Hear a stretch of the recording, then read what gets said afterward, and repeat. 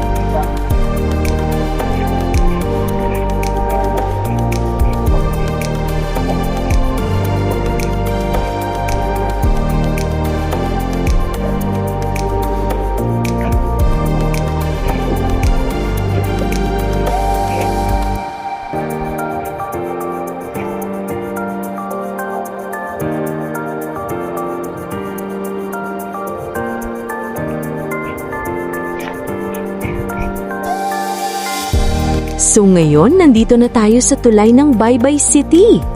Habang tumatawid tayo, makikita nyo ang ganda ng paligid, ang ilog, ang hangin, at ang relaxing na view na talaga namang perfect pang road trip. Isa na namang magandang spot na dinadaanan bago tayo tuluyang umakyat papuntang Lintaon Peak. Tara, tuloy-tuloy na ang biyahe. Malapit na nating marating ang ating destinasyon.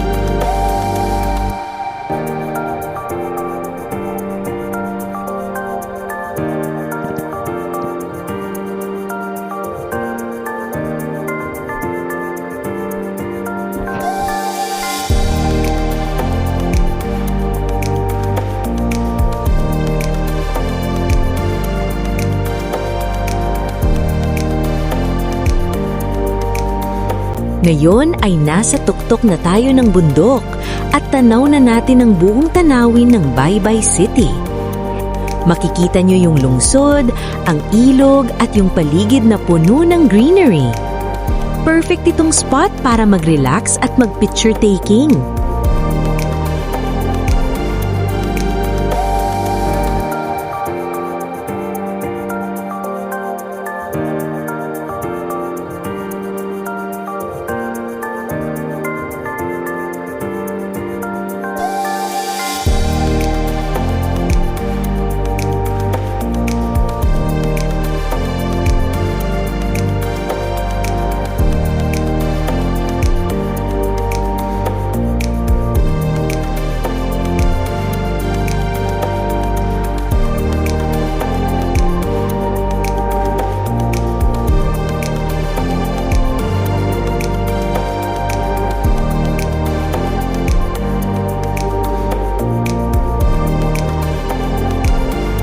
Ito palang Mama Mary na binild pa nila at ang ganda talaga. Perfect na spot ito para magdasal, magmuni-muni at mag-enjoy sa katahimikan ng paligid.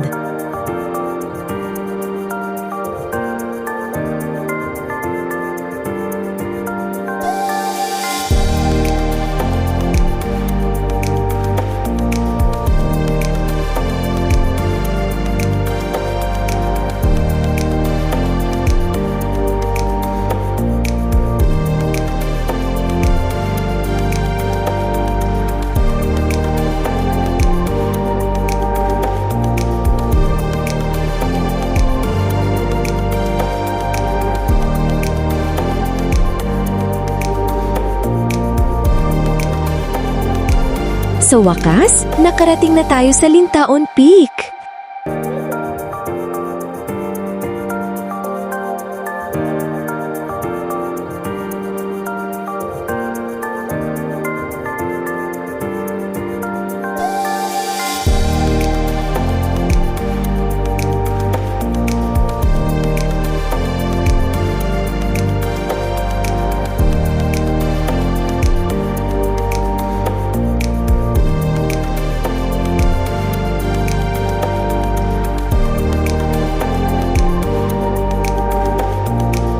Ang entrance pala dito, at para sa info, ang mga bata na 3 years old pababa ay libre sa entrance, habang yung mga bata na 6 to 7 years old ay may bayad. Pareho lang sa adult, 20 pesos.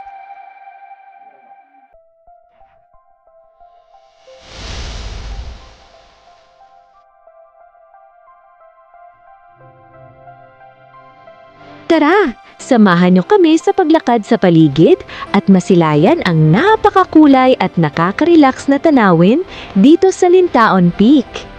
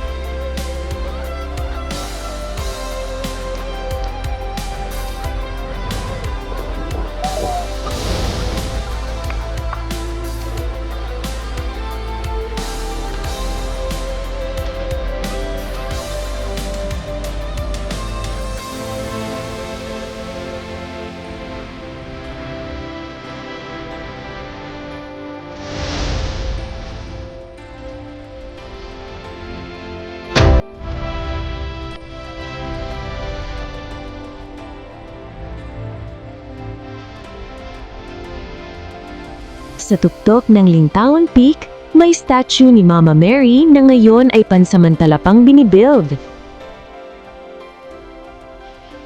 Sinasalamin nito ang pananampalataya at pag-asa ng mga tao dito sa Baybay City. Kahit hindi pa ito tapos, ramdam na ang kapayapaan at inspirasyon sa paligid. Maraming bumibisita dito para magdasal, magmuni-muni at humingi ng gabay sa kanilang mga biyahe at pang-araw-araw na buhay. Sa bawat hakbang papalapit sa estatwa, dama mo ang pagmamahal at proteksyon ni Mama Mary. Isang tahimik na paalala na sa gitna ng paglalakbay, may gabay at liwanag na laging kasama natin.